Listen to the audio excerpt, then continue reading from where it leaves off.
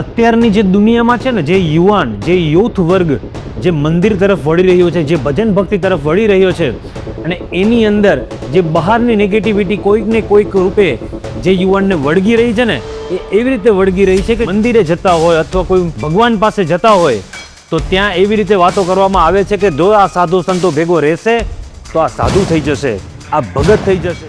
મંદિરે જવાથી તો આપણને ઘણા બધા સદમાર્ગો અને સદવિચારો આપણને મળતા હોય છે. સાધુ સંતો પાસે રહેવાથી અને સાધુ સંતો પાસે ક્યારેક ક્યારેક આપણે જવાથી અને સાધુ સંતો સાથે આપણે કંઈક આપણી વાતો કરવાથી આપણને સારા માર્ગ મળતા હોય છે. કેવી રીતે મળતા હોય છે આપણે સમજીએ એક અમરીશ રાજાની વાર્તાથી. અમરીશ રાજા છે ને, એ એકદમ ભગવાનના ચુસ્ત ભક્ત હતા. એ રાજા હતા છતાં પણ એ ચુસ્ત ભક્ત હતા.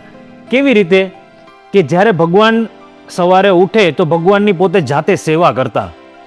સેવામાં ખાલી એવી રીતે નહીં, ભગવાનને વાઘા પહેરાવવા, પછી ભગવાનને થાળ ધરવો, ભગવાનના જે ફૂલહાર છે એ પોતે વીણવા જાય અને સારા સારા ફૂલનો ભગવાનને હાર પહેરાવે, હાર પોતે બનાવે પણ ખરા.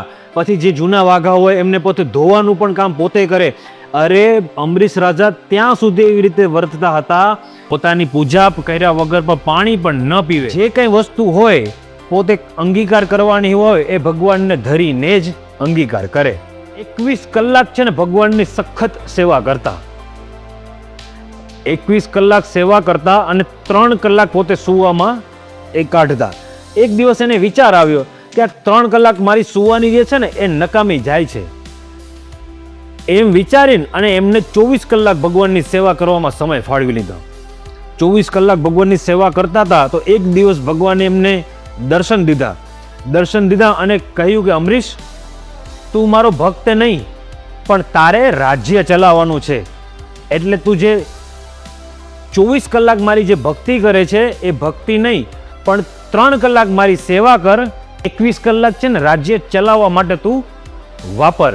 આવી રીતે ભગવાને અમરીશ રાજાને વાત કરી અને અમરીશ રાજાએ એમની ભગવાનની આજ્ઞા પાડી અને 3 કલાક ભગવાનની સેવા કરવામાં કાઢ્યા અને 21 કલાક રાજ્ય ચલાવવાની અંદર વાપરવા માંડ્યા. તો જુઓ, આમાં શીખ આપણને શું મળે છે કે ઘણા એમ કહેતા હોય કે જો મંદિરે જશે તો ભગત થઈ જશે, આને વ્યવહાર માર્ગની કંઈ ખબર નહીં પડે. પણ એવું નથી હોતું.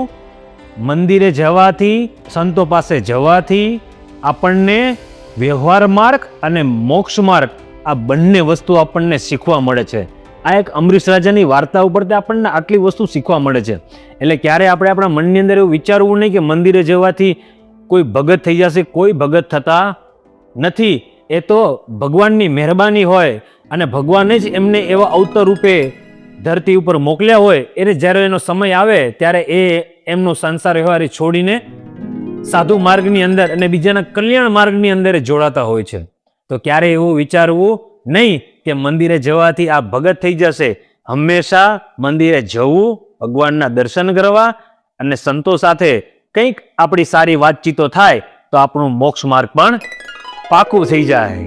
નમસ્કાર.